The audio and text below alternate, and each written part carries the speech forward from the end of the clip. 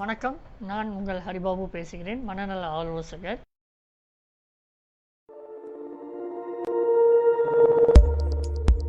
நான் Heartfulness counselling centre என்பது நிறுவனத்தின் தலைவராகவும் மனநல ஆலோசகராகவும் இங்கு பணியாற்றி கொண்டிருக்கிறோம்.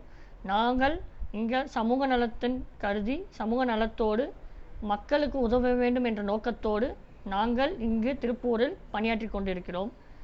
எனவே மக்கள் அனைவரும் இந்த மனநல ஆலோசகத்தை சார்ந்த எந்த சந்தேகமாக இருந்தாலும், மனநல ரீதியான எந்தவித விஷயங்களாக இருந்தாலும் எங்களை எப்போதும் அணுகலாம் என்பதை நான் இந்த வாயிலாக உங்களுடன் தெரிவித்துக் கொள்கிறேன். குழந்தைகள் மனநலம் சார்ந்த விஷயங்களாக இருந்தாலும் சரி, மாணவர்கள் மனநலம் சார்ந்த விஷயங்களாக இருந்தாலும் சரி, குடும்ப நலம், திருமண முன் ஆலோசனை, திருமண ஆலோசனை போன்றவற்றில், முதியோர் நல ஆலோசனை, குடும்ப நல ஆலோசனை போன்றவற்றை அனைத்தையும் நாங்கள் ஆலோசனைகள் கொடுத்து தக்க நடவடிக்கைகள் மேற்கொள்ளும்படி நாங்கள் செய்து கொண்டிருக்கிறோம். இதனை அனைத்து மக்களும், திருப்பூர் மக்களாக இருந்தாலும் சரி, எந்த ஊர் மக்களாக இருந்தாலும் சரி, இந்த ஒரு எங்களோட நிறுவனத்தை அணுகினாலும் நாங்கள் உங்களுக்கு உதவ என்றென்றும் கடமைப்பட்டு கொண்டிருக்கிறோம் என்பதை இந்த வாயிலாக நாங்கள் தெரிவித்துக் கொள்கிறோம். நாங்கள் இந்த ஒரு விஷயத்தை பல மக்களோடு நின்று உறுதியாக நின்று அவர்களுக்கு நல்வாழ்க்கை நல்வழியில் எடுத்து செல்வதற்கு நாங்கள் அனைத்து உதவிகளும் செய்வோம் என்பதை தெரிவித்துக் கொள்கிறோம். இந்த குறிப்பிட்ட காலத்தில் சூசைட் அப்படின்றது, தற்கொலை எண்ணங்கள், தற்கொலை விஷயங்கள் அதிகமாக பேசப்படுகிறது. ஏன்னா நம்ம மக்கள் அனைவரும் இந்த குறிப்பிட்ட காலம், ஒரு 2 வருஷம் 3 வருஷ காலகட்டத்தில் அனைவரும் ஒரு வீட்டுக்குள்ளே, ஒரு 4 செவத்துக்குள்ளே அடைஞ்சு இருந்தது ஒரு பெரிய மன சோர்வு, மன அழுத்தம், அந்த மாதிரி விஷயங்கள் இருந்தனால எதுக்கும் எந்த ஒரு விஷயத்துக்கும் வெளியே பார்க்க முடியல, வெளியே சொல்ல முடியல. அந்த மாதிரி ஒரு சூழ்நிலை இருந்தபோதும் நாங்கள் எங்களோட உதவியை கொடுக்க தயாராக இருக்கிறோம். அதேனால எப்போவுமே எந்த ஒரு விஷயமா இருந்தாலும் நீங்களா உங்களுக்கு சுயமாக ஒரு நெகட்டிவான விஷயத்தை, நெகட்டிவான ஒரு டெசிஷனை மேக் பண்ணாதீங்க. நீங்களா ஒரு முடிவை ஏற்றுக்கொள்ளாதீங்க. அதுக்கு தக்க நிபுணர்கள் நிறைய பேர் இருக்காங்க. அவங்கள அப்ரோச் பண்ணி நல்ல விதமான ரிசல்ட் கிடைக்கும் அப்படின்ற ஒரு நம்பிக்கையோடு போனீங்க அப்படின்னா உங்கள் வாழ்க்கையில் எந்த ஒரு பிரச்சனையாக இருந்தாலும், எந்த இடத்துல பிரச்சனை ஆயிருக்கு அப்படின்ற ஒரு விஷயத்தை கண்டுபிடிச்சி அந்த இடத்த நம்ம சால்வ் பண்ணோம் அப்படின்னா நீங்கள் உங்களோட வாழ்க்கையில் மேன்மேலும் முன்னேற்றுவதற்காக நல்ல விஷயங்கள் நாங்கள் சொல்கிறதுக்கோ கைட் பண்ணுறதுக்கோ நாங்கள் ரெடியாக இருக்கோம் அப்படின்றத சொல்கிறோம். இந்த சூசைடல் ப்ராப்ளம்ஸ் இருக்கும்போது நிறைய மக்கள் என்ன நினைக்கிறாங்க அப்படின்னா, அவங்களுக்குள்ளே ஒரு நிறைய கேள்விகள் கேட்குறாங்க. இந்த கேள்விகள் என்னவா இருக்கும் அப்படின்னா, எதுக்கு நான் என் வாழ்க்கையில் மட்டும் ஏன் இப்படி நடக்குது, எதுக்கு இப்படி நடக்குது, எதனால் இப்படி நடக்குது, நான் மட்டும் என்ன தப்பு செஞ்சேன், நான் மட்டும் என்ன குறை வச்சேன் அப்படின்ற மாதிரி பல கேள்விகள் மக்கள் மனதில் எழுந்துக்கிட்டே இருக்குது. இந்த கேள்விகள் அனைத்தையும் நீங்களாகவே உருவாக்கி வச்சுக்கிட்டு இந்த கேள்விகளுக்கு எதுக்குமே எனக்கு விடை கிடைக்க மாட்டேங்குது அப்படின்றதுனால நான் போட்டு கன்ஃபியூஸ் பண்ணி என்னை யாரும் கவனிக்க மாட்டேங்கிறாங்க, என்னை யாரும் காது கொடுத்து கேட்க மாட்டேங்கிறாங்க, என் கூட யாரும் பேச மாட்டேங்கிறாங்க அப்படின்னு சொல்லி நீங்களாக ஒரு என்ன சொல்கிறது, ஒரு வட்டத்தை உருவாக்கிக்கிட்டு அந்த வட்டத்துக்குள்ளேயே குறுகி வாழ்கிறதுனால இந்த தற்கொலை எண்ணங்கள் அதிகமாக மக்களின் பேச்சுவாக்கில் வர்ற விஷயங்களாக மாறிடுச்சு.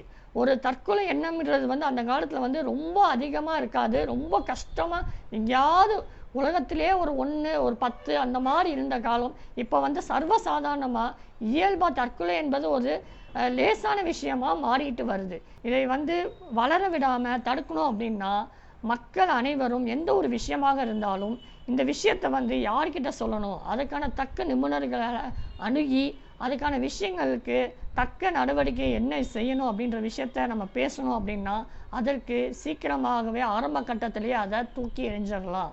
எந்த ஒரு மன கஷ்டம், மனக்கசப்பு, குமரல் எந்த ஒரு விதமாக பிரச்சனையாக இருந்தாலும் எங்களை போன்ற மனநல ஆலோசகரை முதலில் அணுகி அவரிடம் தக்க ஆலோசனை பெற்று அதிலிருந்து எந்த ஒரு பிரச்சனையாக இருந்தாலும் மீண்டு வர்றதுக்கு பல்வேறு வழிகள் உள்ளது. தற்கொலை ஒன்று மட்டுமே வழிகள் அல்ல என்பதை இதன் வாயிலாக தெரிவித்துக் கொள்கிறோம். தற்கொலை என்ற வார்த்தைக்கு மதிப்பீடு இந்த காலகட்ட சூழ்நிலையில் ரொம்ப விலை மதிப்பு முடியாத விஷயங்களாக இப்போ ரொம்ப கேஷுவலாக, அசால்ட்டாக, ரொம்ப ஈஸியாக அந்த வார்த்தைகளுக்கு மதிப்பீடு ரொம்ப கம்மியாக இருக்குது. இது எதனால் வருது அப்படின்னா மனபாரம், மன சுமை, மன அழுத்தம் இந்த மாதிரி விஷயங்கள்னால நம்மளுக்கு வந்து எல்லா வாழ்க்கையில் வந்து நம்ம ஏமாற்றத்தை தான் நம்ம கிடைச்சிருக்கு. நம்மளுக்கு எதுவுமே வந்து நம்பிக்கையான ஒரு விஷயம் நடக்கலை, நம்மளுக்கு எதுவுமே வந்து ஒரு நல்வழியாக படுத்தவே இல்லை, ஒரு நல் விஷயம் நம்ம வாழ்க்கையில் நடக்கவே இல்லைன்ற மாதிரி விஷயங்கள் நடக்கிறனால தான் நம்மளுக்கு வந்து இந்த விஷயங்கள் எல்லாமே வந்து ஒரு சுமையாகவோ, இதுலேருந்து சுமை வந்து என்ன பண்ணுறது, அடுத்த விஷயங்களுக்கு வந்து எதுவுமே எடுத்து போக முடியாமல் ஒரே விஷயத்துக்குள்ளே போயிட்டு நம்ம மனசை குழப்பிக்கிட்டு நம்மளுக்குள்ளேயே வந்து குமுறலாவோ, இல்லை நம்மளுக்குள்ளேயே நம்மளை தன்னைத்தானவே பேசிக்கிட்டு யார்கிட்டையும் வெளிப்படுத்த முடியாமல், அது வெளிப்படுத்த அசிங்கம், வெளியே சொன்னால் நம்மளை வந்து தப்பாக எடுத்துக்குவாங்க, வெளியே சொன்னால் நம்மளை வந்து வேறு விதமாக பார்ப்பாங்க, வேறு கண்ணோட்டத்தில் பார்ப்பாங்க, இந்த மாதிரி விஷயங்களெல்லாம் நம்மளாவே உருவாக்கிக்கிட்டு இதற்கான ஒரு ஒரு தீர்வாக நல்ல தீர்வாக எடுக்காமல் தற்கொலை தான் நம்ம தீர்வுன்ற மாதிரி நம்ம மக்கள் முடிவு பண்ணுறதுக்கு நிறைய வாய்ப்புகள் உள்ளது. அவங்க யார்கிட்டையும் சொல்லாமல் அவங்களுக்குள்ளேயே வச்சு இது பண்ணுறாங்க, இல்லை யார்கிட்டையாவது ஒருத்தவங்க சொல்கிறாங்க அப்படின்னா அவங்க இந்த மாதிரி இடம் இருக்குது, இந்த மாதிரி ஒருத்தவங்க இருக்காங்க, இந்த மாதிரி மருத்துவர்கள் இருக்காங்க, இந்த மாதிரி மனநல ஆலோசகர் இருக்காங்க அப்படின்ற மாதிரி அவங்களுக்கு வந்து ஒரு வழிகாட்டுதலாக எடுத்து சொன்னாங்க அப்படின்னா அவங்க அதை வந்து யோசித்து நல்ல தீர்க்கமான முடிவாக எடுத்து எங்களை மாதிரி ஆலோசகர்கிட்ட அணுகுனாங்க அப்படின்னா நாங்கள் அவங்களுக்கு என்றென்றும் உதவ முன்வர தயாராக இருக்கிறோம். நாங்கள் எங்களோட முழுமையான ஒத்துழைப்பும் முழுமையான ஆறுதலும் தர நாங்கள் எப்போதும் மக்களோடு உறுதுணையாக நிற்கிறோம் என்பதை இதன் வாயிலாக தெரிவித்துக் கொள்கிறோம். மக்கள் வந்து இந்த மாதிரி விஷயங்கள்லேருந்து மேன்மேலும் மீண்டு வர்றதுக்கு என்ன பண்ணலாம் அப்படின்னா, உங்களுக்கு இந்த ஒரு வட்டத்தை உருவாக்கணும். முதல்ல வந்து எனக்கு வந்து முதல் வட்டம் அப்படின்னா யார் அப்படின்னா உங்களோட சொந்தக்காரங்க அப்படின்றது கிடையாது.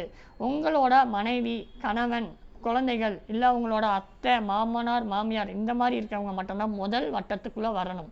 இரண்டாவது வட்டத்துக்குள்ளே யார் வரணும் அப்படின்னா உங்களோட சொந்தக்காரங்க, சித்தப்பா, சித்தி, தாத்தா, பாட்டி, அத்தை, மாமா, பெரியப்பா, பெரியம்மா, இவங்க எல்லாமே வந்து இரண்டாவது வட்டம். மூன்றாவது வட்டத்தில் உங்களோட நண்பர்கள். இதை வந்து பிரித்து வச்சு பார்த்தோம்னா தான் இந்த மாதிரி விஷயங்களுக்கு அதிகமாக நம்மளோட விஷயத்தை வந்து சுருக்கி நம்மளோட விஷயத்தை யார்கிட்ட சொன்னால் நம்மளுக்கு தீர்வு கிடைக்கும், யார்கிட்ட இந்த விஷயத்த சொல்லணும், யார்கிட்ட சொல்லக்கூடாது அப்படின்றத பிரித்து பார்த்தா மட்டும்தான் இந்த மாதிரி தவறான எண்ணங்கள், தவறான சிந்தனைகள் வராமல் தடுக்கிறதுக்கு ஒரு எளிமையான வழியாக இருக்கும்.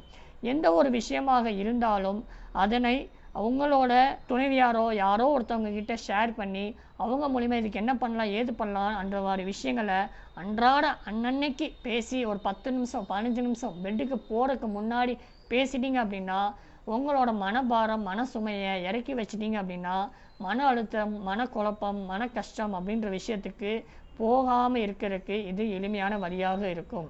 யாருமே பேச முடியல ஏன்னா எல்லாருக்கும் ஒரு சுதந்திரம்னு ஒன்று இருக்குது.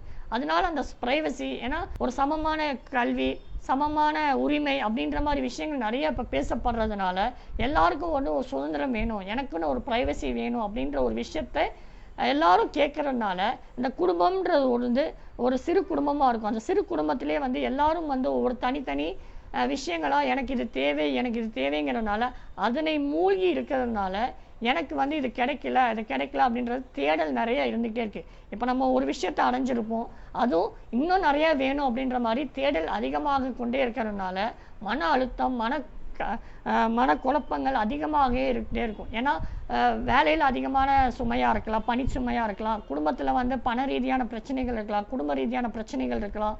அந்த மாதிரி பல்வேறு பிரச்சனைகள் இருக்கிறதுனால இதை இரண்டுமே பேலன்ஸ் பண்ண முடியல. இது எப்படி எனக்கு சமாளிக்கிறதுன்னு தெரியல.